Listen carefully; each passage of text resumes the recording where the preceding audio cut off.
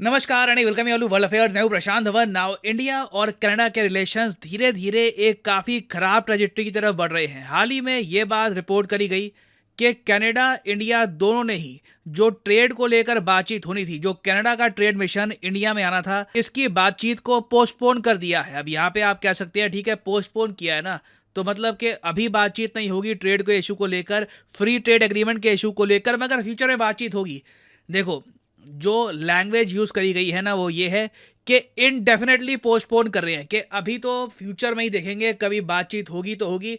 अभी तो हमने ये भी डिसाइड नहीं किया कि बातचीत अगले साल स्टार्ट होगी, दूसरे साल में, 6 महीने बाद। तो यूजुअली मैं आपको बता रहा हूँ, जब कोई चीज़ इनडेफिनेटली पोस्टपोन की जाती है ना, तो वो चीज़ ऑलमोस्ट एक ठंडे बक्से में रख दी गई है। अब मुझे लगता नहीं है कि India Canada free trade agreement को लेकर लंबे समय तक कोई भी बातचीत होगी। और साफ साफ यहाँ पर दिख रहा है कि इस सब की जो रिस्पॉन्सिबिलिटी है, ये जस्टिन ट्रूडो पे ही आती है, क्योंकि जो इनके एक्शंस रहे हैं रिसेंटली, उससे साफ लग रहा है कि ये पर्सनल लेवल पर ही ना कोशिश कर रहे हैं कि इंडिया और कनाडा के जो रिलेशंस हैं ये रिलेटिवली खराब हो जाएं। और हाल ही में हमको इसका एक शाइनिंग एग्जाम्पल देखने को मिला। आप सबको पता है कि हाल ही में G20 समिट हुआ। जस्टिन ट्रूडो अपने सुपुत्र के साथ भारत में आए। यहाँ पर आप देख पाओगे दोनों की फोटो जब ये इंडिया में लैंड किए थे। नाउ समिट खत्म हो गया, जस्टिन ट्रूडो को वापस जाना था अपने देश कनाडा में, मगर सिंस इनके प्लेन में कुछ तकनीकी खराबी थी, उस वजह से इनको 2 दिन तक इंडिया में ही रुकना पड़ा ना। बाद में एक रिपोर्ट ये भी आई कि जब इनको इंडिया में रुकना पड़ा ना, तो इंडिया ने अपनी तरफ से, भारत सरकार ने अपनी तरफ से एयर इंडिया 1 का ऑफर दिया जस्टिन ट्रूडो को कि आप अगर यहाँ पे फंस गए हैं तो हम एयर इंडिया 1 जो प्लेन है, जिसे ऑपरेट करती है हमारी भारतीय वायुसेना, जो स्पेसिफिकली हमारे जो देश के प्रेसिडेंट हैं, वाइस प्रेसिडेंट हैं, प्राइम मिनिस्टर हैं, उनके लिए रिजर्व रहता है, वो प्लेन हम आपको दे देंगे। उसका यूज करके आप कनाडा वापस जा सकते हैं। मगर जस्टिन ट्रूडो ने इंडियन गवर्नमेंट का जो ये ऑफर है ये रिजेक्ट कर दिया। और इस चीज को लेकर कनाडा में जो मीडिया है ना, उसने बहुत ज़्यादा मजाक उड़ाया है जस्टिन ट्रूडो का, कि पहली बात तो आपने अपनी जो ईगो दिखाकर इंडिया में इंडिया कनाडा रिलेशंस को ख़राब कर दिया।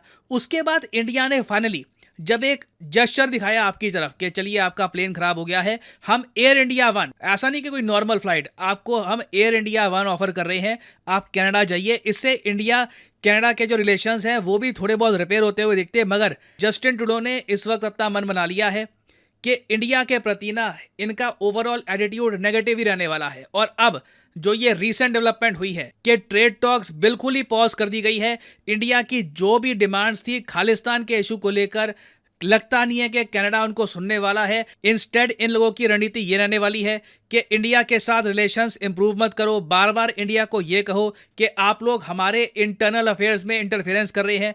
तो मुझे लगता नहीं है कि इंडिया कनाडा के जो रिलेशंस हैं ये लंबे समय तक नॉर्मल रहेंगे। Most probably in the future दोनों कंट्रीज के रिलेशंस में प्रॉब्लम्स भी आ सकती है, क्योंकि एक तरफ कनाडा जो खालिस्तानी सेपरेटिस्ट हैं उनके खिलाफ कुछ एक्शन ले नहीं रहा, और इंडिया ने आप अगर देखो तो जो लैंग्वेज यूज करी है ना, वो बिल्कुल डायरेक्ट थी। हमारे प्राइम मिनिस्टर ने ट्रूडो को डायरेक्टली ये कहा था इंडिया में कि हम बहुत हद तक कंसर्न है कि एंटी इंडिया एक्टिविटीज हो रही है एक्सट्रीमिस्ट एलिमेंट्स द्वारा इन कनाडा। ये प्रमोट कर रहे हैं सक्सेशनिज्म, मतलब कि इंडिया को तोड़ने की बातें कर रहे हैं, इंसाइट कर रहे हैं वायलेंस अगेंस्ट इंडियन डिप्लोमेट्स। ना सिर्फ Indian diplomats, even India national security adviser, उनको मारने की भी धमकी आई थी कनाडा के कई खालिस्तानी एलिमेंट्स की तरफ से। आगे लिखा है कि डैमेजिंग डिप्लोमेटिक प्रेमिसेस, जो हाल ही में हुआ भी था, threatening the Indian community in Canada and their places of worship. जब ये सब चीज़ें हो रही हैं और आप तब भी उसको इग्नोर करते हो तो प्रॉब्लम तो आएगी। और देखिए, जस्टिन ट्रूडो बहुत ज़्यादा बुरा फंसे हुए हैं। इशू ये है कि आज के समय जस्टिन ट्रूडो की जो सरकार है ये एक गठबंधन से चल रही है। इनको सपोर्ट मिल रहा है एक पॉलिटिकल पार्टी का जिसका नाम है NDP, और जो ये NDP पार्टी है ये लीड कर रहे हैं जगमीत सिंह।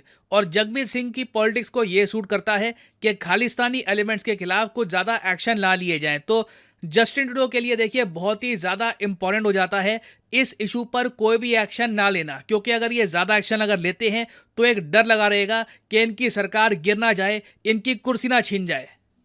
और ये अपने आप पे इतना ट्रैजिक है कि दोनों इंडिया कनाडा जिनका ट्रेड रैपिडली बढ़ रहा है, मैं आपको बताऊं, अगर हम इंडिया कनाडा का ट्रेड देखें लेट्स से 2019-20 के आसपास, तो दोनों कंट्रीज़ का जो ट्रेड है ये $6 बिलियन के अराउंड था।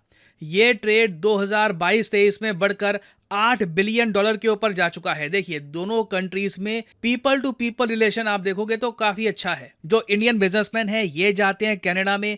कनाडा के बहुत सारे इन्वेस्टर्स को इंडिया में इंटरेस्ट है। आप जान के हैरान होंगे, कनाडा का एक $multi billion पेंशन फंड रहता है। आपको पता होगा कनाडा में एक पेंशन सिस्टम होता है, एक सर्टेन एज के बाद हर किसी को पेंशन दी जाती है। तो उसका जो पेंशन फंड है, जो आपको ग्रो करना है, वो पेंशन फंड भी कहीं ना कहीं निवेश किया जाएगा ना, तभी इन्फ्लेशन को वो बीट कर पाएगा और कनाडा अपने लोगों को ये पेंशन दे पाएगा। तो उस पेंशन का एक बड़ा चंक $51 बिलियन कनाडा ने इंडिया में निवेश कर रखा है। आप अगर बिजनेस रिलेशंस देखिए, इन्वेस्टमेंट रिलेशंस देखिए, उसके अलावा वेरियस और टाइप के कल्चरल टाइज देखिए, तो इंडिया और कनाडा के काफ़ी स्ट्रांग मिलेंगे। बस अगर कनाडा में एक ऐसा पॉलिटिशियन होता जो ऐसे एक्सट्रीमिस्ट एलिमेंट्स को हावी ना होने देता, क्योंकि अगेन खालिस्तानी जो ये लोग हैं, मुट्ठी भर लोग हैं, इनके अगेंस्ट एक्शन ना लेकर पॉलिटिक्स खेलना, और इतने ज्यादा important country, India is a very important country for Canada. Canada का 10वां सबसे बड़ा ट्रेडिंग पार्टनर है इंडिया, और जिस तरीके से ट्रेड दोनों कंट्रीज के बीच में बढ़ रहा है, कोई बड़ी बात नहीं है कि आने वाले कुछ सालों में ये जो रैंक है ये 6th या 5th हो सकती है। और अगर इंडिया कनाडा के बीच में एक फ्री ट्रेड एग्रीमेंट साइन हो जा रहा तो कोई बड़ी बात नहीं है कि ये जो ट्रेड का नंबर है ना, ये आराम से आपको 20 से लेकर $30 बिलियन के आसपास मिलता। It was very much possible. और सबसे अच्छी बात ये भी है कि दोनों कंट्रीज जब ट्रेड करते हैं तो ऐसा नहीं है कि ट्रेड एक कंट्री की तरफ बहुत ज़्यादा झुका हुआ है। इंडिया भी एक्सपोर्ट करता है बहुत कुछ कनाडा को, और कनाडा भी बहुत कुछ एक्सपोर्ट करता है इंडिया को। ऑल्दो थोड़ा सा ट्रेड जो है ये कनाडा की तरफ हल्का सा टिल्टेड है, बट दैट्स फाइन, इतना चलता है। कोई ऐसा यहाँ पर एंगल नहीं है कि कनाडा इंडिया को बेच रहा है $7 बिलियन का और हम कनाडा को एक्सपोर्ट कर रहे हैं सिर्फ $1 बिलियन का। तो एवरीथिंग इज फाइन। दोनों कंट्रीज के बीच में ओवरऑल रिलेशंस आप देखोगे तो सब सही है। बस अभी के लिए जो कनेडियन गवर्नमेंट है ना, इनकी नीतियों की वजह से बहुत सारी प्रोग्रेस डिले हो जाएगी। मैं नहीं मानता कि इंडिया कनाडा के रिलेशंस को लंबे समय तक कोई रोक कर रखेगा। इवेंचुअली रिलेशंस इंप्रूव होने ही है, बट जस्टिन ट्रूडो की पॉलिसी की वजह से मोस्ट प्रॉब्ली 2025 तक तो इंडिया कनाडा रिलेशंस में कुछ ज़्यादा प्रोग्रेस नहीं होने वाली। और जब तक कनाडा के साथ हमारा FTA साइन नहीं होता, मोस्ट प्रॉब्ली कनाडा ना एक बड़ी अपॉर्चुनिटी मिस कर देगा। जब तक कनाडा और इंडिया का FTA साइन होगा, मोस्ट प्रॉब्ली जिस तरीके से अभी स्थिति बनी हुई है, लग रहा है कि 2025 के बाद ही होगा। बीच में कोई मिराकुलस बातचीत हो जाए, जस्टिन ट्रूडो का जो हृदय परिवर्तन है ये हो जाए, वो अलग बात है। बट अभी के लिए जो स्थिति है उससे लग रहा है कि FTA साइन होने में टाइम लगेगा। तब तक इंडिया के पास और बहुत सारी ऑप्शंस हैं। इंडिया और UK के बीच में जो ट्रेड एग्रीमेंट हो रहा है, इसकी बातचीत तेजी से आगे बढ़ रही है। ऋषि सुनाक कमिटेड हैं एक FTA को लेकर विद इंडिया, और मुझे लग रहा है ये FTA हो जाएगा, ज़रा टाइम लगेगा नहीं, इवेंचुअली ये FTA साइन हो जाएगा। और उसके अलावा जो गल्फ कोऑपरेशन काउंसिल है, जिसमें बहुत से देश आते हैं, UAE, Saudi Arabia, Oman, Kuwait, तो जो गल्फ कोऑपरेशन काउंसिल है ना, उनके साथ भी इंडिया एक FTA साइन करने वाला है। हाल ही में सऊदी अरेबिया ने इंडिया को दी है commitment. Saudi Arabia by the way main leader है गल्फ कोऑपरेशन काउंसिल का। तो सऊदी अरेबिया ने कहा है कि हम जल्द से जल्द भारत और GCC का जो FTA है ये साइन कर लेंगे। तो इंडिया के पास ऑप्शंस बहुत सारी हैं।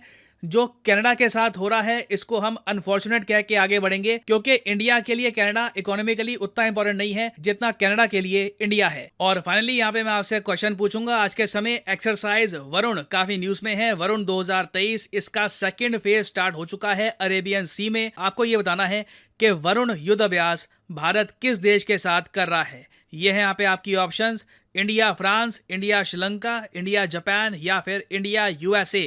कमेंट सेक्शन में करिए उत्तर। जो लोग सही आंसर करेंगे उनकी कमेंट को मैं हार्ट दे दूंगा ताकि बाकी लोग समझ पाएं कि सही उत्तर क्या है। और फाइनली यहाँ पर मैं ये भी ऐड कर दूं कि आप किसी भी एग्जाम की तैयारी कर रहे हैं, चाहे SSC, UPSC, बैंक, आप परचेज कर सकते हैं अनअकैडमी के क्वालिटी कोर्सेज। कमेंट सेक्शन में जाइए, पिन कमेंट में यहाँ पे आपको मिलेंगे link. For example let's say आपको प्रिपेयर करना है UPSC के एग्जाम के लिए, तो UPSC के लिंक पर यहाँ पर करिए क्लिक, और यहाँ पे आप परचेज कर पाएंगे अनअकैडमी का UPSC कोर्स। बट जो प्राइसेस यहाँ पर लिखे हैं, don't ever pay these prices. Simply यहाँ पर कोड डालिए PD10 and the prices will start falling and you will be able to save a lot of money. So use the code PD10 and save money. और इसी note के साथ ये है video का अंत। Thank you for listening.